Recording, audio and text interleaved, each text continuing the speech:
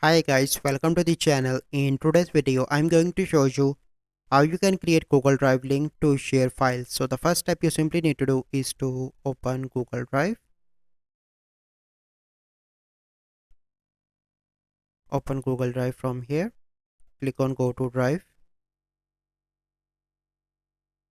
So once you are in your Google Drive, so let's suppose I want to share this video. You simply need to click the right mouse cursor here, and here you can see different options. Here you can see share. Click on copy link. So this is the first method, and the second method is you simply need to open that. So once it is open, let me and here you need to click on share, and here you need to add the email if you want to share with specific persons. But let's suppose if you want to share with all people, or you can anyone with the link can access, click on copy link, and you need to share that link anywhere wherever you want.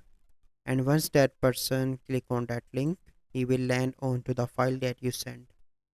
So this is the process how you can create Google Drive link to share files. So I hope you find this video helpful. If you find this video helpful, must like this video, subscribe to our YouTube channel for future videos. We'll see you in the next video. Thank you. Have a good day.